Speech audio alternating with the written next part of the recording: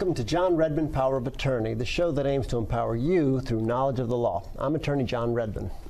And hello everyone, welcome to the show. I'm Shauna Sanford. Well, the idea of ditching the 9-to-5 job and owning a business is part of the American dream for many people. It can be worth pursuing, but there are some important things that you need to consider before jumping in with both feet. The reality is that 50% of new businesses fail within their first year, and almost all of them experience a loss within the first 5 years. But more and more people are realizing that buying an already successful, thriving business is the better way to go. So how do you do it? We have two top-notch guests today to help answer that question and more. Known as one of the leading authorities on buying, selling, and improving businesses is business broker and author Seiler Tucker.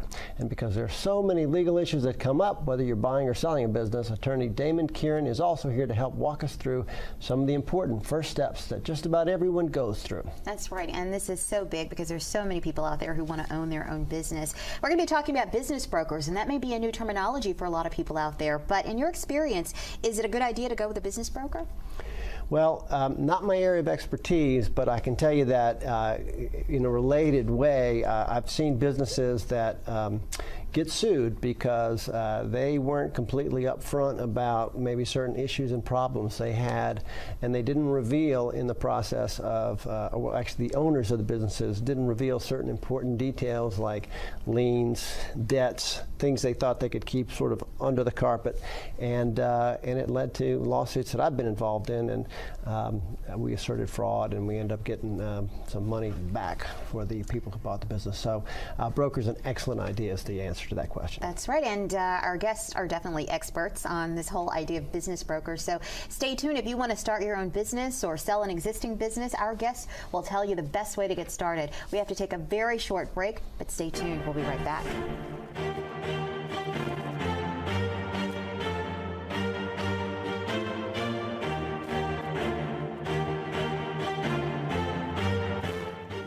That one-on-one relationship with an adult is so important. If every day somebody is touching base with somebody and then they get to spend some time each week with that person, there's a relationship that develops. And all the communities and school services are really designed to create that one-on-one relationship. This school has taught me so much to be the best that I can be. They never give up on me.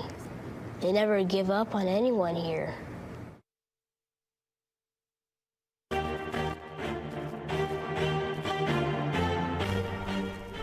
Hello everyone, and welcome back to the show. So you want to go into business for yourself, or maybe you have a business that you'd like to sell. How do you get started? It can be a daunting task either way, but our guests today are just the ones to help us navigate the risky waters of entrepreneurship. They're going to take us into the world of buying and selling businesses and how lots of people just like yourself out there are making it happen.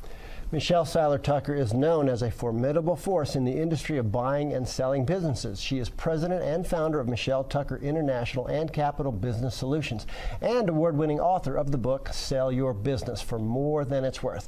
And we want to welcome as well attorney Damon Kieran to the show. He is an attorney for actual title and abstracting, which serves as the closing agent for the purchase and sales of real estate and businesses in Louisiana. Thank you both for being with us today. Thank you for having us. So excited Looking forward to this here. discussion. Very interesting. There are so many people out there, as you know, who want to start their own business. They want to ditch that 9-to-5 and they want to go into business for themselves. And when you hear that, what's the first thing that you say? The first thing I say is don't start a business. Buy an existing business with proven cash flow, proven track record, client base, and employees in place.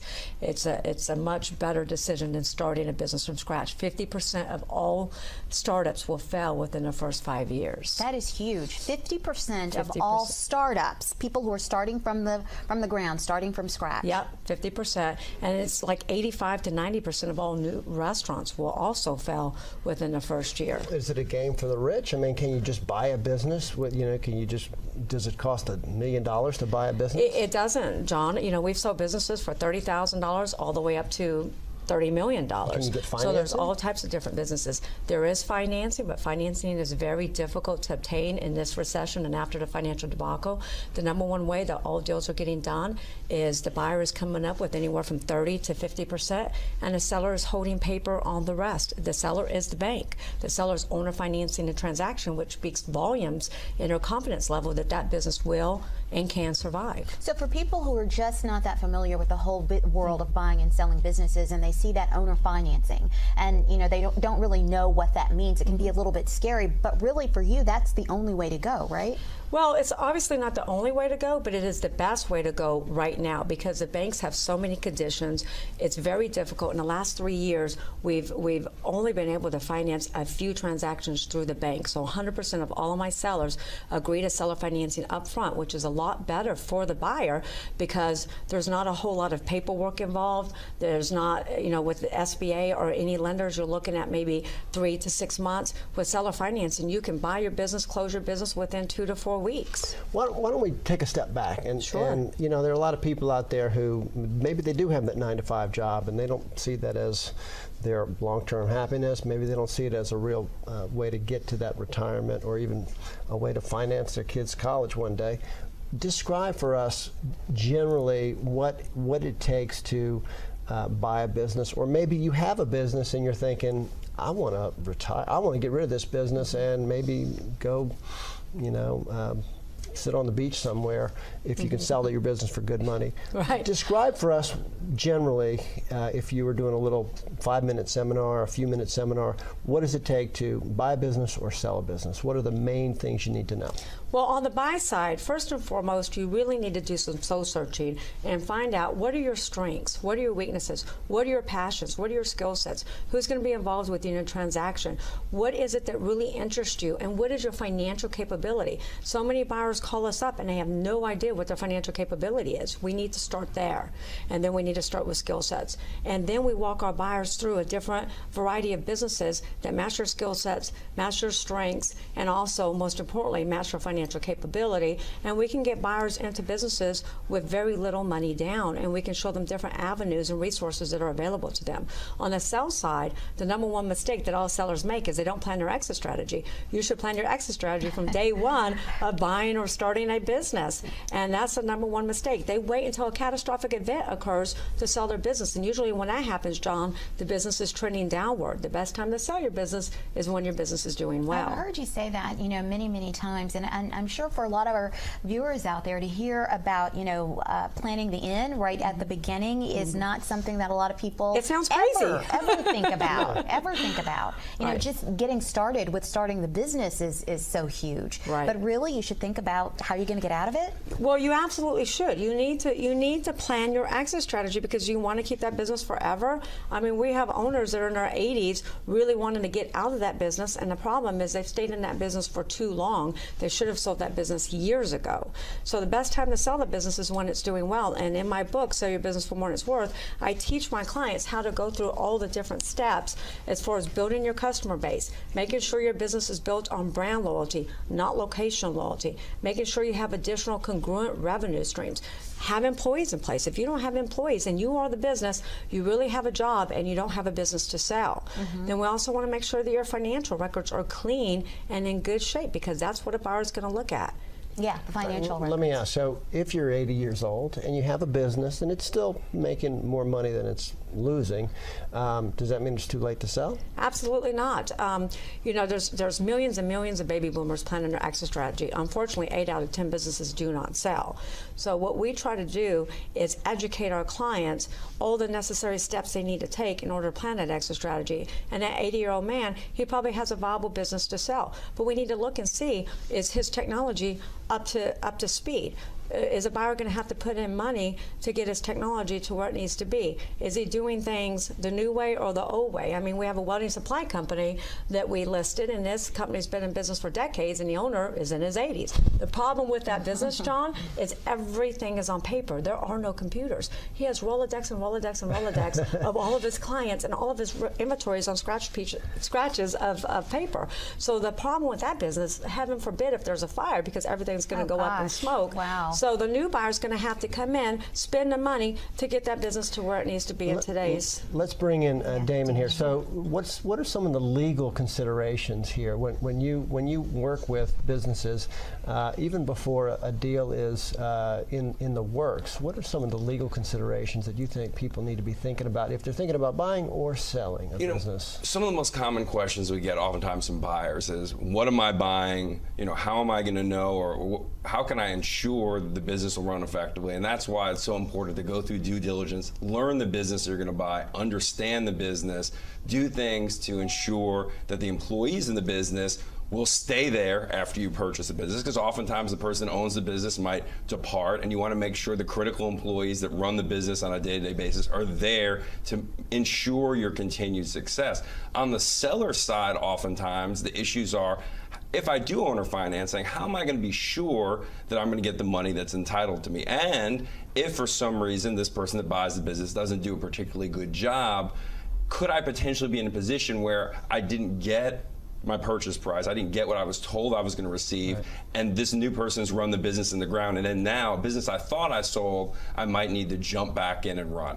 And we do everything we can under the law to protect both the buyers and sellers, protect their interests, and make sure that in the event of these contingencies, the impact of the parties is as minimal as possible. But how do you keep those employees there? How do you keep those employees from staying and not going and starting a competing business? The easiest way in almost all the agreements that we craft for the purchase and sale of a business involve what's called a non-compete agreement. And under Louisiana law, you're allowed to have your employees agree they will not compete with you for a specified period of time. Generally, it cannot exceed 2 years, and the geographic locations need to be specifically enumerated. By that I mean Orleans Parish, Jefferson Parish, Let's St. put that in Tammany. a little bit more plain English. In other words, you can go to the people who work for the company and say, if you want to keep your job today, or maybe you give them a little time to think about it, you can keep your job, but you have to sign a legally binding document that says you will not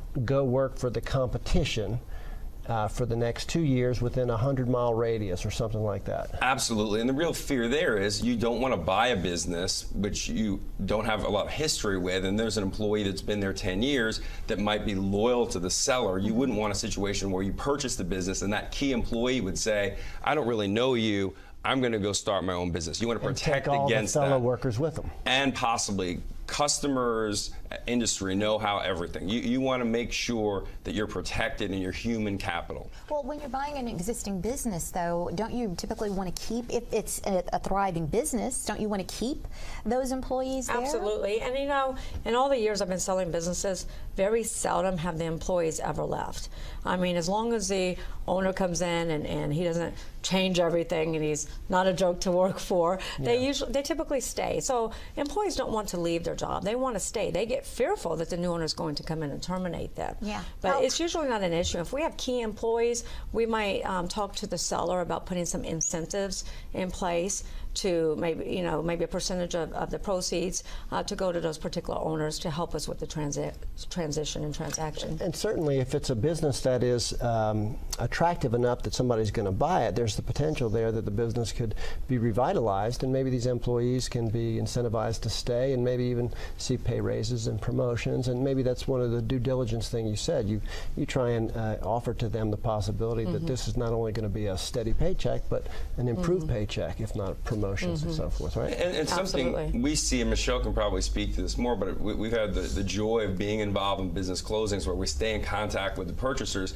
and we see sometimes people come into an existing business and they have new ideas, they have ways in which they think they can improve the business, and oftentimes we have the joy of seeing them 6 months, a year after the fact, and seeing that they've actually taken the business to another level. But no guarantees, right? There are never any guarantees, absolutely. Right. In part of the due diligence, one thing I want to get in, because we're close to the break till we go to the viewer questions, is due diligence. There may be hidden debts the company owes that the seller doesn't, maybe wants to keep hidden under the rug.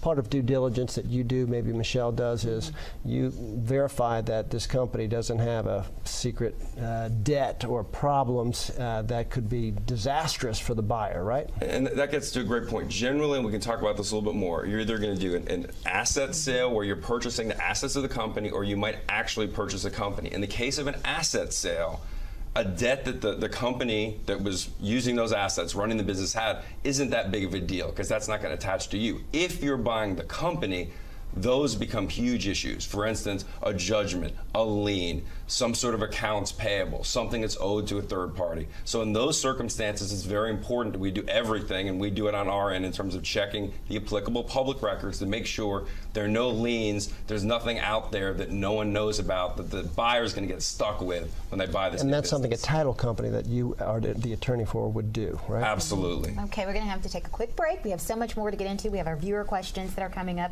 So stay tuned. When we come back, we'll take your questions. We'll be right back.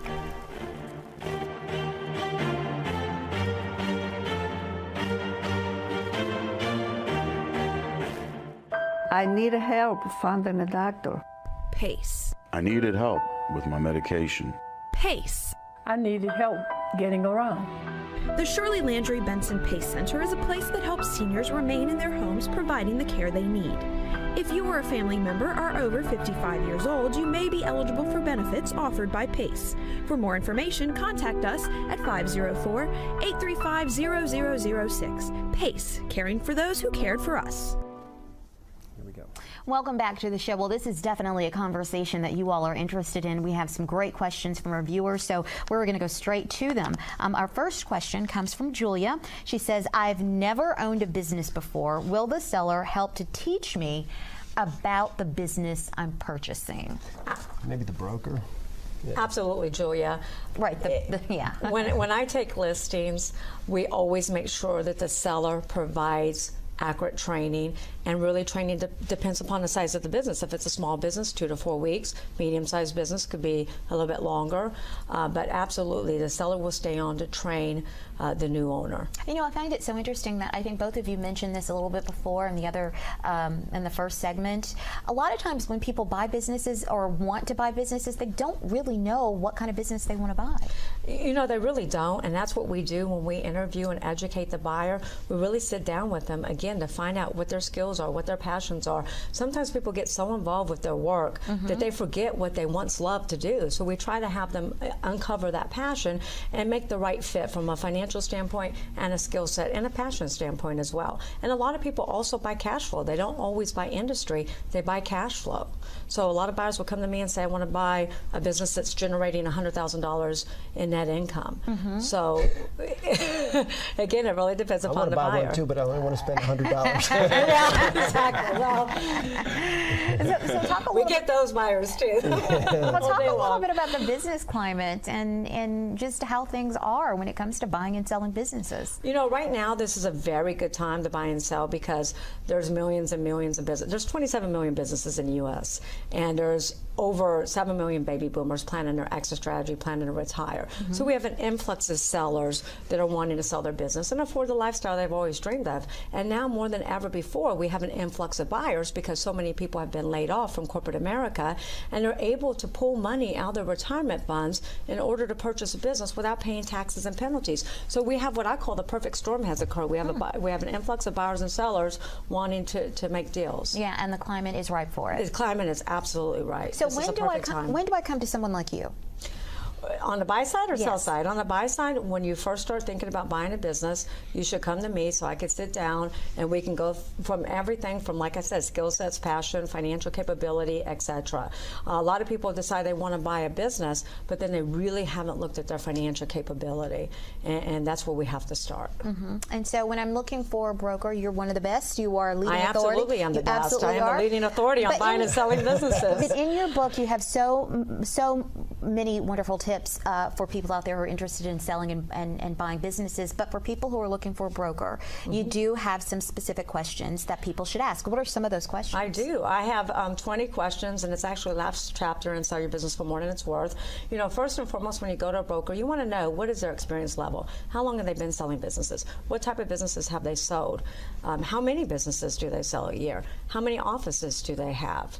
And there's different questions for the sell side versus the buy side. Unfortunately, a lot of business brokers don't really do a proper evaluation. If the seller says, okay, I want $10 million for my business, they write it up for $10 million. We don't do that. We do a really thorough evaluation, and then we always make sure that that business, that price tag, is going to meet what I call the buyer sanity check. How does the attorney work with you in buying or selling businesses?